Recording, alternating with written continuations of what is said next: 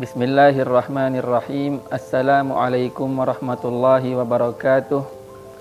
Alhamdulillah wassalatu wassalamu ala Rasulillah Sayyidina Muhammad ibn Abdullah wa ala alihi wa sahbihi wa man walah.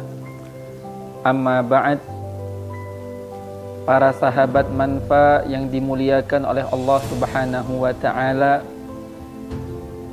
kembali lagi dalam program Sri Kayo Sejarah Singkat Sahabat Rasulullah Sallallahu Alaihi Wasallam yang disponsori oleh Pempek Flamboyan Cabang Assegaf. Pada kesempatan yang mulia kali ini, kami ingin menyampaikan suatu kisah menarik seorang sahabat yang dicemooh oleh kebanyakan masyarakat, akan tetapi dicintai oleh Allah dan Rasulullah Sallallahu Alaihi Wasallam. Sahabat ini bernama Julaibib.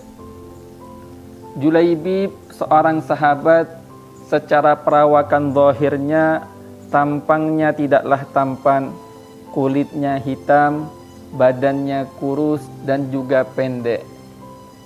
Tidak memiliki banyak harta, bahkan tidak mempunyai tempat untuk berteduh, tidak mempunyai rumah, dan tidak jarang beliau tidur hanya beralaskan telapak tangannya dan batu kerikil menjadi kasurnya. Sahabat Julaibib ini memiliki nama yang unik, yang jarang orang-orang Arab kala itu diberikan nama Julaibib. Tidak sampai situ, sahabat Julaibib termasuk orang yang tidak mengetahui nasabnya, tidak mengenal ayahnya dan tidak mengenal ibunya, yang mana pada zaman dahulu orang yang tidak memiliki nasab atau tidak mempunyai suku itu adalah cacat sosial yang amatlah besar. Pada suatu hari, beliau sebelum memeluk agama Islam dan dimuliakan oleh Allah Subhanahu wa taala, beliau mempunyai kebiasaan sering nimbrung bersama rombongan para wanita, hingga pimpinan suku Aslam ketika itu mengancam Julaibib, "Jikalau kalian mendapatkan Julaibib masih nimbrung di tengah-tengah kalian, maka beritahu aku dan sungguh aku akan memberikan pelajaran kepadanya, pelajaran yang membuatnya betul-betul tidak akan mengulangi perbuatannya tersebut." Hingga tibalah masa Allah Subhanahu wa taala ingin memuliakannya. Allah memberikan hidayah ke dalam hatinya sehingga dia memeluk agama Islam. Dia dimuliakan oleh Islam. Walaupun banyak masih orang yang mencemoohnya, akan tetapi Nabi sallallahu alaihi wasallam menaruh perhatian khusus kepada sahabat Julaibib. Pada suatu hari Rasulullah sallallahu alaihi wasallam beliau bertanya kepada sahabat Julaibib. Sahabat Julaibib termasuk sahabat yang tidak memiliki rumah. Beliau ini tinggalnya di pelataran Masjid Nabawi yang kita kenal dengan sebutan Ashabus Suffah. Pada suatu hari Rasulullah sallallahu alaihi wasallam bertanya kepada Julaibib, "Tidakkah engkau hendak menikah wahai Julaibib?" Julaibib pun menjawab, "Siapa yang mau menikahkan aku wahai Rasulullah?" Sambil tersenyum, bukan tidak menerima ketentuan Allah, akan tetapi menjawab apa adanya. Lalu Rasul pun menjawab, "Aku yang akan menikahkanmu." Sahabat Julaibib berkata lagi, "Jikalau seperti itu wahai Rasulullah, maka ketahuilah aku ini tidak laku." "Tidak," kata Rasulullah, "akan tetapi engkau di sisi Allah adalah orang yang laku." Lalu berjalanlah hari. Hari yang kedua Rasul mengutarakan kehendaknya lagi kepada Julaibib dan dijawab dengan jawaban yang sama. Begitu juga di hari yang ketiga. Pas pada hari yang ketiga Rasul sallallahu alaihi wasallam mengajak sahabat Julaibib untuk datang pergi menemui salah satu sahabat Ansar di rumahnya. Sesampai di rumah sahabat Ansar ini, Nabi SAW mengutarakan keinginannya, kehendaknya kepada sahabat tersebut, sang pemilik rumah. Rasul berkata, sesungguhnya aku ingin menikahkan putri kalian.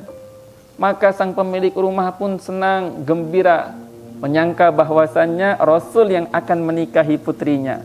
Lalu Rasul pun lanjut berkata, tidak, bukan aku yang akan menikahi putri kalian, akan tetapi aku ingin menikahkannya kepada Julaibib.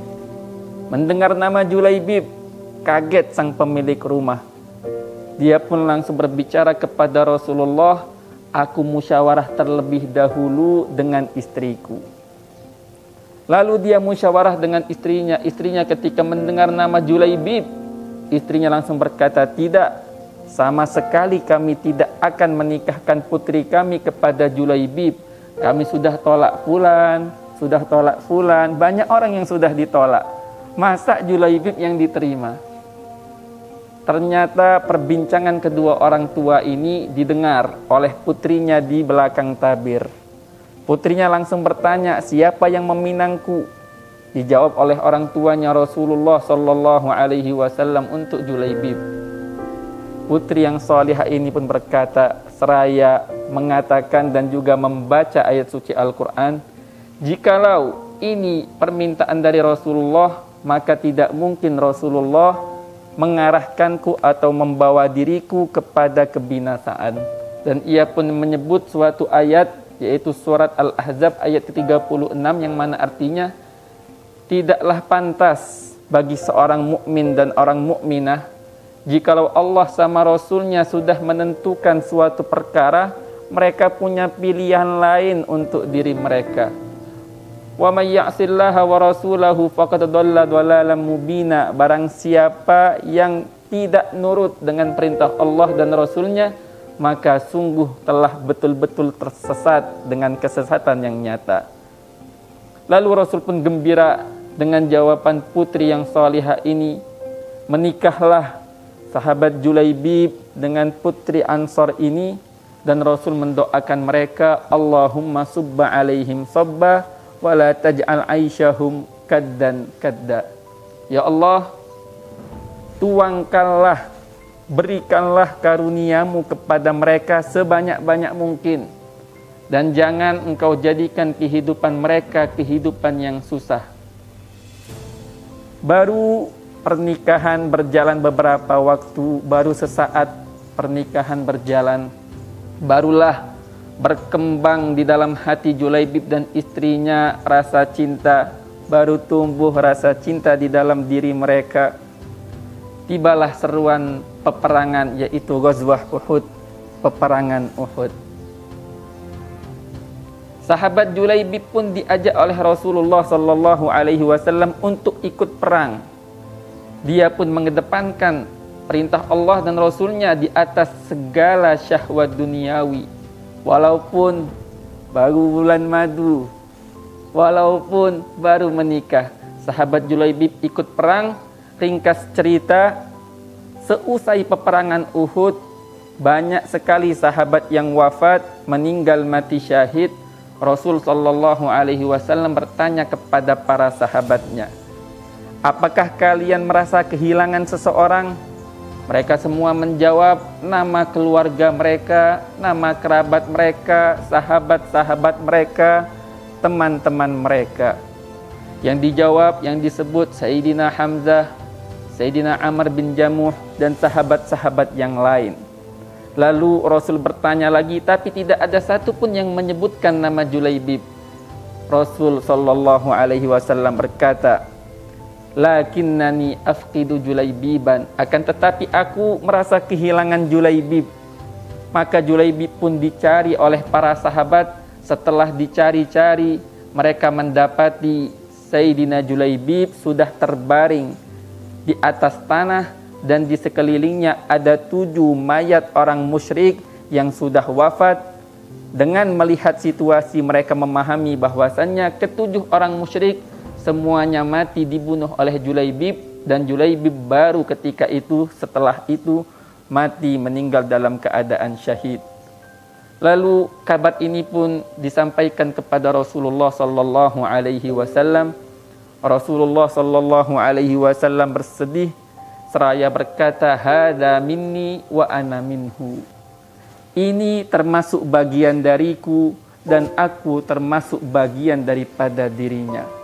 Tidak sampai situ, bahkan Rasulullah sallallahu alaihi wasallam sendiri yang memakamkan jasad Sayyidina Julaibib.